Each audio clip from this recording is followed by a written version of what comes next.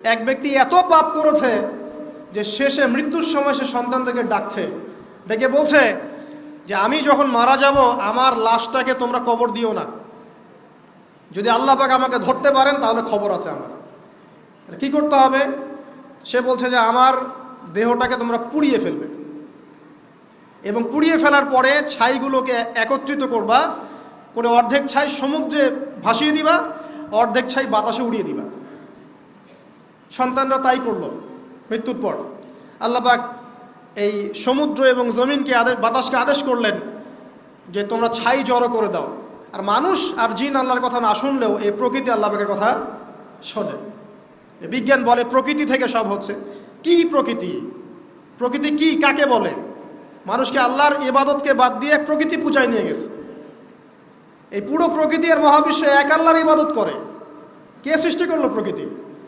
প্রাকৃতিকভাবে হয়েছে সব কিছু বলে, আল্লাহ থেকে হয়েছে বলা যাবে না। বললে আপনি মৌলবাদী হয়ে যাবেন। আল্লাহ শব্দ ইউজ করলে আপনি মৌলবাদী হয়ে যাবেন। ধর্মতাত্ত্বিক শব্দগুলোকে আস্তে আস্তে উঠিয়ে দেওয়া হয়েছে। দেখবেন যুক্তি, বিজ্ঞান, দার্শনিক শব্দগুলোকে আনা হয়েছে। এটাও টেকনিক্যালি করা হয়েছে। কোনো সেকুলার মিডিয়াতে আপনি দেখবেন না ইনশাআল্লাহ বলছেন। ইনশাআল্লাহ প্রমাণ করবে যে আপনি আস্তিক না নাস্তিক। তো প্রকৃতিকে আল্লাহ পাক আদেশ করলেন এই সমুদ্র ছাই জড়ো করো, এই বাতাস ছাই জড়ো করো। তারা ছাই জড়ো করে দিল। এই ব্যক্তিকে বলা হচ্ছে তুমি জীবিত করে আল্লাহ পাক বলছেন তুমি যে এই কাজটা করেছিলে, লিমা ফাআলতা হাদা, তুমি এই কাজটা কেন করেছো? তখন এই ব্যক্তি উত্তর দিচ্ছে মিন খাশিয়াতিকা ইয়া রাব্বি ওয়া আনতা আ'লাম। হে আল্লাহ, আমি আমার বুঝে যা এসেছে আপনার ভয়েই আমি এই কাজটা করেছি, আর আপনি খুব ভালো করেই জানেন যে আমি আপনার ভয়ে করেছি নাকি অন্য কোনো কারণে করেছি। মানে আপনি আমার মনের কথা জানেন। আল্লাহ পাক তাকে মাফ করে দিলেন। আপনাদেরকে আমি সেই ব্যভিচারী মহিলার কথাও মনে করাই, যে ছিল একজন প্রস্টিটিউট মহিলা, পতিতা, যেটা আমরা বলি সমাজের ভাষায়। যদিও এখন নতুন শব্দ এসেছে সেক্স ওয়ার্কার বা যৌনকর্মী, এবং এগুলোকে আমরা এখন প্রমোট করছি। আমরা এখন অশ্লীলতাকে প্রমোট করছি। এই কথা বলতে আমাদের বুক কাঁপা উচিত নয় যে আমরা এখন অশ্লীলতাকে প্রমোট করছি। আমরা এখন কাপড় খোলার সংস্কৃতির দিকে যাচ্ছি। যে কাপড় খুলে দিয়েছিল ইবলিস। ইবলিস আমাদের বাবা মার কাপড় জান্নাতে খুলে দিয়েছিল, এটা কি জানেন? ফল খাওয়ার পরে এই ফল খেতে কে প্রলুব্ধ করেছে? ইবলিস।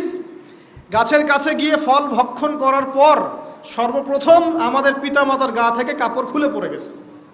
তা আমাদের পিতামাতাকে মহাবিশ্বে নগ্ন করে দিয়েছে ইবলিস, আর তার অনুসারীরা এই জমিনে আদম সন্তানদেরকে নগ্ন করছে এখন। অতএব এই যে একটা ট্রেন্ড এখন চলছে, দেখবেন হারাম রিলেশনশিপকে মিডিয়ার মধ্য দিয়ে প্রমোট করা হচ্ছে। মনে হয় একটা স্বাভাবিক বিষয়, কোনো বিষয় না এটা, যে কেউ জেনাই করতে পারে। জেনা, পর্ন খুব নর্মাল। হালালভাবে যদি আপনি বিয়ে শাদী করতে যান তখন সমস্যা হচ্ছে। হালালভাবে যদি আপনি বিয়ে করতে যান তখন সমস্যা হচ্ছে। হারামভাবে আপনি যা ইচ্ছা তাই করতে পারেন, সমাজে কেউ কিছু বলছে না। এখন বলছে এগুলো স্বাধীনতা। সুবহানাল্লাহ, কোন স্বাধীনতা? স্বাধীনতা বলে কোনো শব্দ নাই মহাবিশ্বে। এই পুরো বিশ্বের সমস্ত মানুষ আল্লাহর অধীনে পরাধীন। এই বিশ্বে যত মানুষ বসবাস করছে এখন, এরা কেউই স্বাধীন নয়। না কেউ স্বাধীন ছিল, না আছে, না থাকবে। সবাই আল্লাহ পাকের দাসত্বের অধীনে পরাধীন। স্বাধীন সেই এই পৃথিবীতে যে ব্যক্তি শয়তানের তাবেদারি করে, ও নফসের তাবেদারি করে, ও তো স্বাধীন, যা ইচ্ছা তাই করতে পারে। এই যে অশ্লীলতার প্রমোটিংটা চলছে, এটাকে পারিবারিকভাবে বন্ধ করতে হবে। আল্লাহ পাক আমাদেরকে বোঝার তৌফিক দান করুন। এগুলো যত বাড়বে সমাজে মহামারী আসবে। দেখে নিয়ে মহামারী আসবে, দুর্ভিক্ষ আসবে, সমাজে এমন সব রোগ ব্যাধির জন্ম হবে যেগুলো নামও শোনে নাই মানুষ কখনো, এবং সামনে ভূমিধস অপেক্ষা করছে। এগুলো আসবে। যাই হোক, ওই মহিলা, যে ব্যক্তি একজন যৌনকর্মী ছিল, বা যেটা আমরা বলি ব্যভিচারিণী মহিলা ছিল, একটা কুকুরকে দেখেছে সে পানি পান করার জন্য তৃষ্ণার্ত। সে এটাতে মায়া করে, দয়া করে তার মোজাটাকে নামিয়ে এই কূপ থেকে পানি উঠিয়ে কুকুরকে পান করিয়েছে। এই একটা কাজের বদৌলতে আল্লাহ রাব্বুল আলামিন এই ব্যভিচারী মহিলাকে মাফ করে জান্নাত দিয়ে দিয়েছে। হাদিস এটাও এসেছে, নবী সাল্লাল্লাহু আলাইহি ওয়াসাল্লাম বলেছেন, ইরহামু মান ফিল আরদ, তোমরা সবাই জমিনবাসীর প্রতি রহম করো। জমিনে মুসলিমই থাকতে হবে, তাদের প্রতি রহম করতে হবে এমন নয়, জমিনবাসী যারাই আছে সবার প্রতি রহম করো, জাতি ধর্ম বর্ণ নির্বিশেষে। এমনকি পশু পাখির প্রতিও দয়া করো।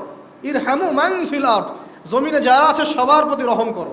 ইয়ারহামুকুম মান ফিস সামা, যিনি আসমানে আছেন তিনি তোমাদের প্রতি রহম করবে ইনশাআল্লাহ। ইসলাম এই কথাগুলো বলেছে 1400 বছর আগে। আজকের এই বিশ্বে, সোকল্ড এই মডার্ন বিশ্বে, যেখানে মানুষের রক্তের কোনো দাম নাই, সেখানে ইসলাম পশু পাখির অধিকার নিয়ে কথা, খাবার দেয় নাই, কষ্ট দিয়েছে। একটা বিড়ালকে খাবার না দিয়ে কষ্ট দেওয়ার কারণে এই মহিলাকে আল্লাহ পাক জাহান্নামে পাঠিয়েছে। এরকম কত ঘটনা আছে, এই ঘটনাগুলো হাদিসের পাতায় বর্ণিত আছে।